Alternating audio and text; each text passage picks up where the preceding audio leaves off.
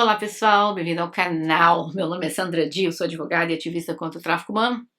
Toda semana tendo casos solucionados, casos sem solução e também desaparecimentos misteriosos. Pessoal, dê uma olhadinha se vocês continuam inscritos no canal, porque de vez em quando o YouTube desinscreve as pessoas, o YouTube não está mandando notificações, mas mesmo que eles não mandem, venham aqui, porque toda terça e sexta tem casos, mesmo que vocês não sejam notificados, tá bom?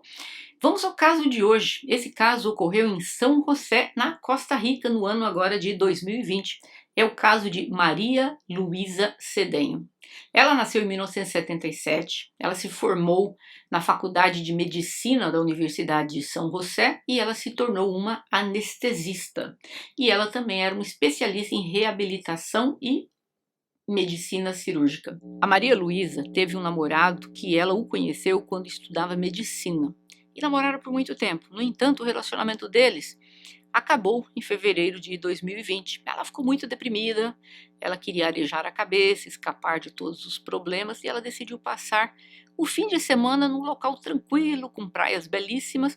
Então ela resolveu ficar no hotel em Quepos, em Punta Arenas, na Costa Rica, e ela levou com ela o seu cachorro. O quarto dela ficava no andar térreo e tinha duas entradas. Uma entrada era pelo lobby do hotel e a segunda permitia acesso pelo pátio.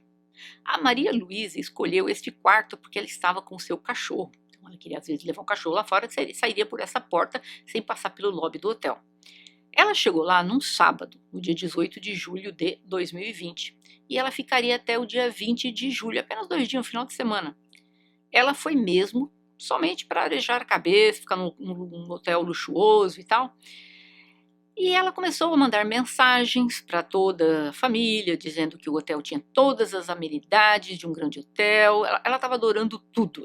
No dia seguinte, ela acordou, ela foi para a praia com o cachorro dela, depois ela caminhou pelas ruas locais, ela tirou várias fotos que ela compartilhou com amigos e familiares. Ela voltou para o hotel à noite e pediu uma garrafa de vinho e água para o seu quarto. Na segunda-feira, no dia 20 de julho, ela precisaria tomar o café da manhã e sair do hotel. Mas ela não foi para o café da manhã como o esperado, às 8 da manhã. Os funcionários do hotel pensaram, talvez ela decidiu dormir até tarde, por isso resolveram não incomodá-la. Mas quando muitas horas se passaram, a Maria Luísa não apareceu. Aí uma empregada do hotel foi checar e começou a bater na porta, mas a Maria Luísa não abria e o cachorro dela estava latindo muito, mas muito mesmo. Então, como o quarto dela tinha duas entradas, duas empregadas resolveram ir até o apartamento dela, entrando pela entrada do pátio. Chegando lá, chamaram pelo nome da Maria Luísa, nada dela responder e o cachorro continuava latindo. Então elas resolveram entrar no quarto, porque eles têm a chave, né? E elas viram manchas de sangue por todo lado. O corpo da Maria Luísa estava enrolado em lençóis. Obviamente, policiais e ambulâncias chegaram ao local imediatamente, mas infelizmente não foi possível salvá-la. Ela faleceu em poucas horas. Que mulher lindíssima, que carreira brilhante que ela tinha. Como podia oferecer para o povo de Costa Rica. O hotel estava quase vazio devido à pandemia, mas nenhum funcionário do hotel ouviu algo. O quarto da Maria Luísa tinha fechadura eletrônica. O segurança podia verificar cada uso da chave no banco de dados e era possível descobrir quem entrou no quarto e a que horas. Quando a polícia checou o banco de dados, eles descobriram que ninguém além dela havia entrado no quarto. Mas o pessoal que trabalha no hotel tem uma chave duplicada, mas ninguém a usou naquela noite também. Como eu disse, o quarto dela tinha duas entradas e uma delas era pelo pátio e tinha uma porta de vidro deslizante e não precisava de chave eletrônica para abri-la. Portanto, os investigadores presumiram que o perpetrador entrou então por esta porta. Outra versão era que Maria Luísa deixou o criminoso entrar, sem saber que era o criminoso. A polícia quase imediatamente descartou essa possibilidade e não acreditou que ela convidou alguém para entrar no quarto com ela. Joias valiosas e dinheiro permaneceram intocados no quarto dela. Então isso significa que a pessoa tinha outros objetivos. Quando foi feita a autópsia do corpo da Maria Luísa, eles perceberam que ela lutou muito por sua vida, pois havia vestígios de DNA de quem tirou a vida dela sob as suas unhas, e havia pelo corpo dela várias mordidas, inclusive no seu rosto. Ela tinha hematomas devido a fortes golpes no rosto também, e vestígios que alguém a segurou pelo pescoço e a sufocou até que ela veio a perder a vida. E havia ferimentos em suas partes íntimas, fluido seminal também, provando que ela havia sido violada. A polícia viu pegadas distintas no chão ao lado da cama. Ao lado do telefone dela haviam 2 copos, uma garrafa aberta de vinho e uma garrafa de água sobre a mesa. Eu acredito que ela pediu 2 copos porque ela usava um para o vinho e outro para a água. Os especialistas forenses apontaram que haviam ferimentos na cabeça e no pescoço também. Os resultados dos exames surpreenderam até os peritos mais experientes. As mordidas no corpo dela continham a própria saliva dela. Mas uma pessoa não pode morder a si própria na bochecha. Isso significava que o perpetrador havia contaminado as mordidas no corpo da mulher com a sua saliva. Podia ter forçado a beijá-la, teria a saliva dela e feito a mordida. Então houve a transferência, a contaminação, da saliva. O ocorrido deixou a família dela arrasada, principalmente seus pais, que tinham mais de 80 anos. E não foi só o falecimento dela que causou tristeza, a forma brutal por tudo que ela passou. O ocorrido com a médica se espalhou rapidamente pela Costa Rica. Quando a polícia iniciou a investigação, eles verificaram todos que trabalhavam no hotel e quem morava no hotel, porque tinha alguns funcionários que moravam lá. Embora houvessem câmeras CCTV no hotel, a polícia não conseguiu obter gravações, pois essas câmeras não estavam funcionando. O hotel estava praticamente vazio devido à situação da pandemia. A Maria Luísa, quando ela estava no hotel, ela mandou 2 mensagens para suas amigas que ela estava se divertindo muito por lá. O dono do hotel, ele era um empresário holandês, muito rico, Harry Boudin. Ele nasceu em 1951 e na década de 1970 ele mudou-se para Costa Rica. Ele comprou imóveis em muitos países e um dos seus bens era este hotel luxuoso na Costa Rica, onde ele morava com seu jovem marido Jader Danilo. Então os 2 homens eram casados. Outro hóspede do hotel era Teodoro Herrera Martínez, de 38 anos. Ele mantinha uma relação estreita com o dono do hotel, de amizade ou algo mais, não se sabe.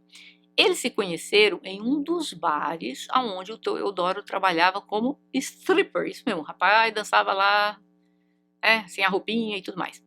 Cerca depois de 1 ano que ele se conhecia, o Harry o convidou para trabalhar no seu hotel. Claro, não fazendo striptease, ajudando em trabalhos burocráticos do hotel. Porém, ele deixou que ele morasse em um dos quartos do hotel de graça, porque ele estava trabalhando lá. Os 2 homens mantinham relações amistosas e faziam alguns trabalhos relacionados também à manutenção do hotel. Este rapaz, o Teodoro. O Teodoro se tornou o primeiro suspeito depois que um cão policial levou os investigadores até a porta do quarto dele. E havia arranhões nas suas costas e nas suas bochechas, que provavelmente foram deixadas pela Maria Luísa tentando se defender. Mas a polícia encontrou vestígios de sangue também nos seus sapatos, que indicava que seu envolvimento era claro naquele crime. Então eles prenderam o Teodoro no primeiro dia após o ocorrido.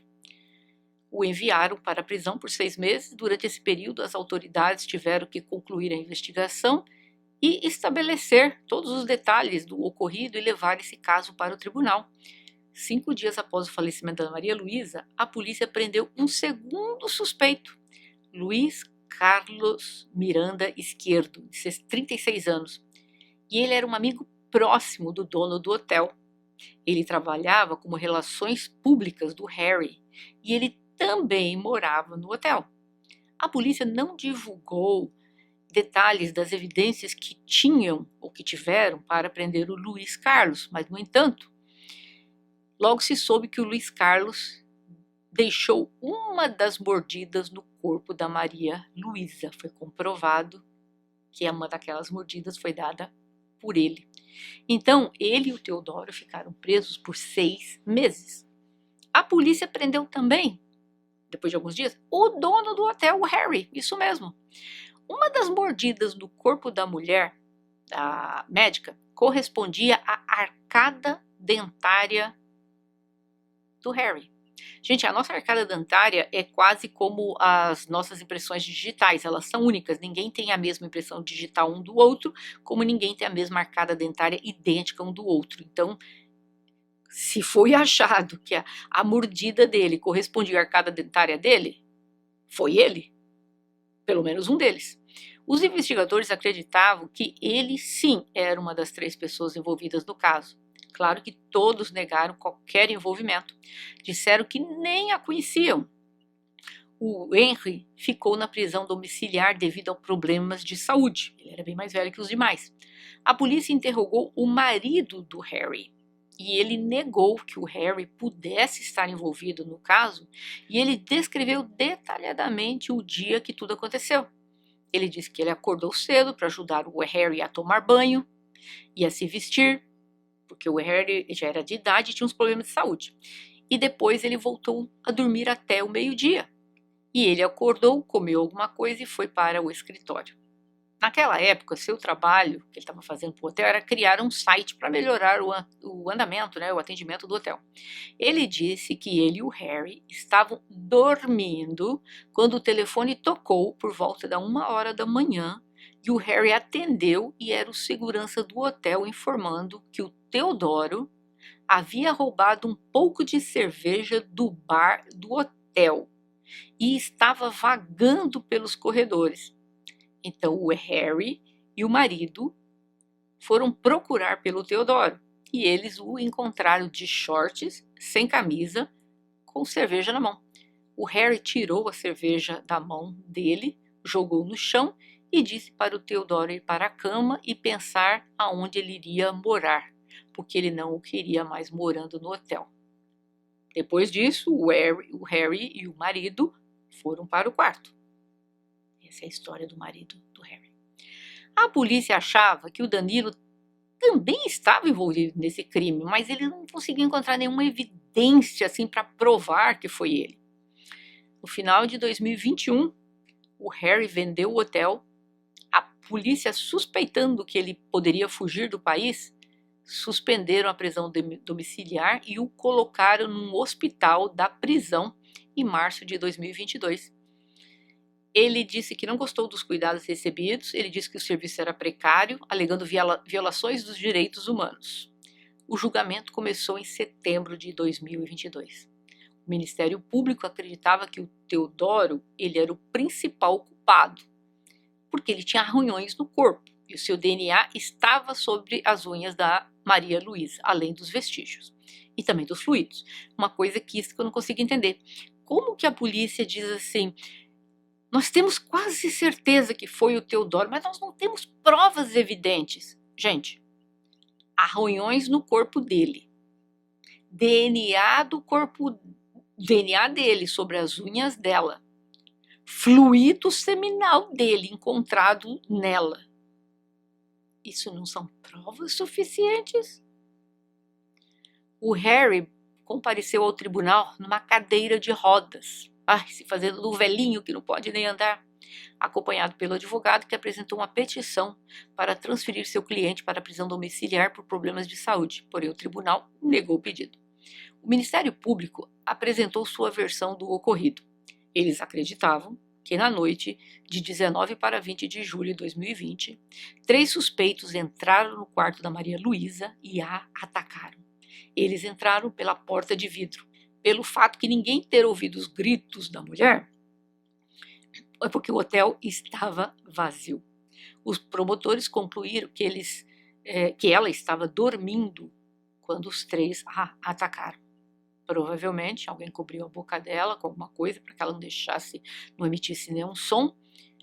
E o Harry e o Teodoro deixaram marcas de dentes em seu corpo. Gente, isso está provado por perícia. E o segurança participou de tudo isso também. Uma coisa é certa, ela lutou exaustivamente pela sua vida, mas as forças eram desiguais, né? 3 contra 1. Eles tiraram a vida dela de uma forma absurda, horrível. Os 3 homens sabiam que eles tinham tempo suficiente para cobrir os rastros. O que eles fizeram depois do que fizeram? Lavaram o corpo dela, levaram-a para a cama e a cobriram com um lençol. O advogado de defesa diz que o Harry passou por uma cirurgia no joelho há pouco tempo e ele tinha dificuldade de andar e muito menos ele iria participar de tal coisa. O homem não pode nem andar, coitadinho, olha ele aqui na cadeira de roda, velhinho. Eles adiaram o julgamento novamente porque o perito que deveria testemunhar sobre as marcas do dente do corpo da vítima havia saído do país. Que beleza! O advogado do Teodoro contratou um ortodontista espanhol de Madrid.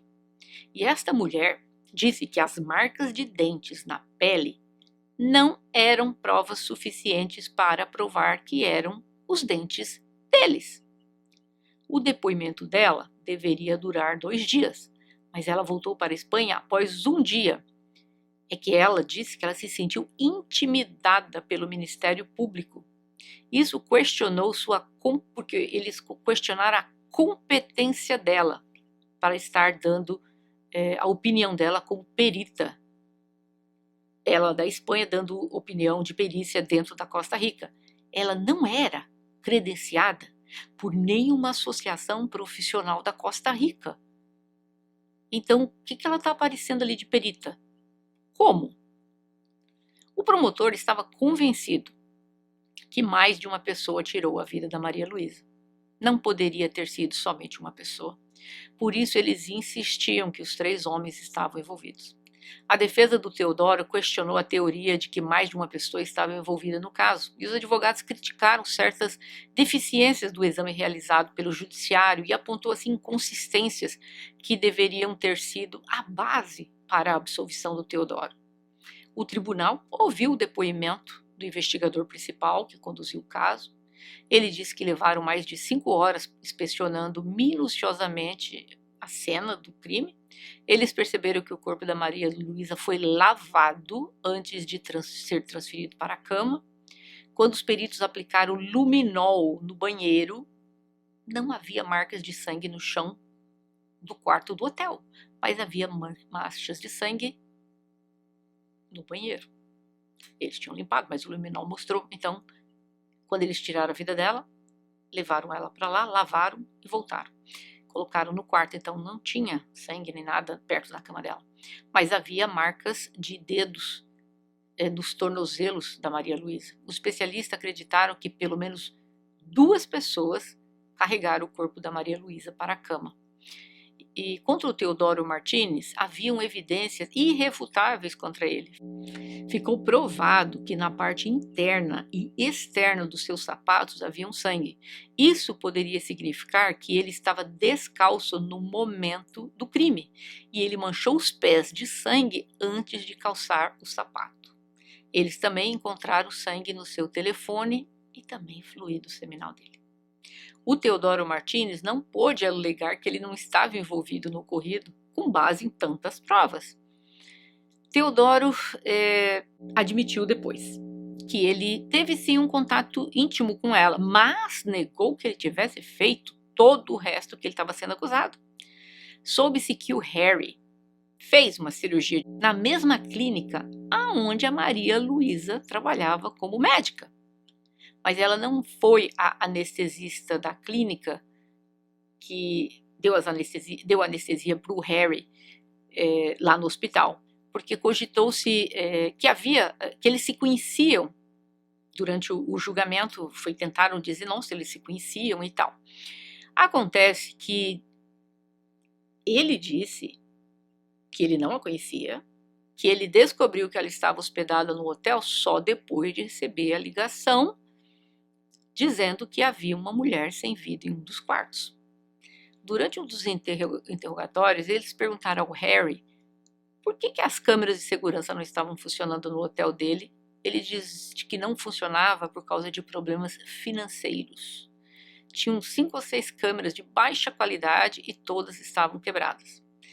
Além das marcas de mordidas no corpo da Maria Luísa para provar o envolvimento do Harry e do Luiz Carlos Miranda, haviam a impressão, gente, dentária desses 2 homens como provas irrefutáveis. Só que ao ouvir o caso, o juiz disse que as provas dentárias, que correspondiam ao padrão dos dentes com as marcas da mordida no corpo da vítima, não poderiam ser consideradas, porque ninguém leu ao acusado os seus direitos antes de colher uma amostra. Não acredito. Embora houvesse algumas provas contra o Harry, o juiz disse que era impossível determinar se a arcada dentária deixada impressa correspondia a marcas de mordida dele ou não. Eu não entendo como. Tem um laudo de um perito dizendo que corresponde. Eu entendo que houve ali um problema jurídico, houve uma impugnação, vão tirar esse depoimento, essa perícia, porque não leram o direito dos homens antes de tirarem as impressões das arcadas dos infelizes. Então, até aí eu posso entender, que acho um absurdo, mas está na lei, que tem que ler os direitos deles antes, e não leram, então por causa disso estava descartado. Mas aí vem o juiz e diz também, mas também não havia prova para determinar que a arcada dentária deixada impressa correspondia a eles. Como não? Tem uma perícia feita. Peritos forenses disseram que a análise dos dentes lhes permitiu excluir todos os que estavam no hotel na noite que ela veio a perder a vida, exceto o Teodoro e o Harry. Ou seja, estava claro que o Harry e o Teodoro participaram. As provas não eram convincentes para o juiz. Em abril de 2023, o tribunal considerou o Teodoro Martínez culpado de tirar a vida da Maria Luísa. Ele foi sentenciado a 50 anos de prisão e o tribunal absolveu o Harry e o Luiz Carlos Miranda. Gente, como pode? Devido às dúvidas sobre a culpabilidade dos dois. O Ministério Público queria tentar convencer outros juízes da autenticidade das marcas dos dentes deles. Então, como tinha sido negado, eles apelaram para o tribunal e vocês vão acreditar. O tribunal acusou o promotor de estar abusando deste caso para avançar em sua carreira. Mas, gente, como assim avançar em sua carreira? É o trabalho de um promotor. Se o seu caso foi negado, você tem direito de fazer uma apelação. Aí vem os juízes de apelação dizendo que ele está abusando da função dele, fazendo uma apelação. Mas que bagunça é essa? Que lei, que porcaria de país é esse? O Harry, claro, pegou as trouxas dele e correu, foi embora para a Holanda. Então, mesmo que o Tribunal da Costa Rica um dia decida detê-lo, ele não tem nada a temer, porque não há tratado de extradição entre a Costa Rica e a Holanda. O Harry disse em uma entrevista dada que tudo que ele passou foi uma terrível experiência com o sistema judiciário da Costa Rica, que ele pagou um preço muito alto, que ele ficou quase 3 anos preso e que não há interesse algum que ele volte algum dia para a Costa Rica. Esse hotel foi vendido, recebeu outro nome e outros donos. Minhas considerações? Claro que os 3 praticaram o crime. Olha, gente, eu posso entender uma coisa. O juiz disse: vocês não cumpriram a lei. Antes de tirar a arcada dentária dos homens, teriam que ter lido os direitos deles e não leram. Ok, tudo bem, o juiz considerou tal, não. Só que aí ele fez uma apelação, o promotor. Aí veio o tribunal com essa baixaria. Ele está abusando do poder dele fazendo uma apelação. Mas, gente, a apelação foi criada para você recorrer a uma instância superior para ver se elas divergem da sentença dada pelo juízo inferior. Inferior que eu digo assim, porque o tribunal estaria acima, né, da corte. Eu não entendo como esses 2 homens saíram livres. Eu sei que há muita corrupção naquele país, Costa Rica. Talvez rolou algum dinheiro lá, porque não entra na minha cabeça. Eles foram absolvidos. Por que eles não foram levados a julgamento? mais uma vez, porque você pode levar a julgamento mais uma vez. Mas certamente assim que foi absolvido, ele já caiu fora do país, né? Mas esse é o caso de hoje, eu gostaria de ouvir de vocês. Vocês acham que o Teodoro e que o Luiz e o Harry participaram? Eu não tenho dúvida nenhuma.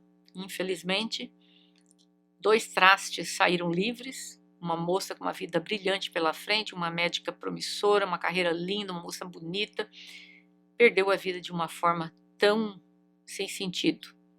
Um dia que ela foi lá para descansar, eles tiraram o sossego dela, e para sempre. Eu gostaria de ouvir a opinião de vocês nesse caso. Não esqueça de deixar o like se vocês acharam o caso interessante, porque aí o YouTube reconhece que o caso é interessante e começa a recomendar para outras pessoas. Se você não quer escrever nada, deixa um coraçãozinho aí que ajuda muito. E nos vemos em breve. Até mais.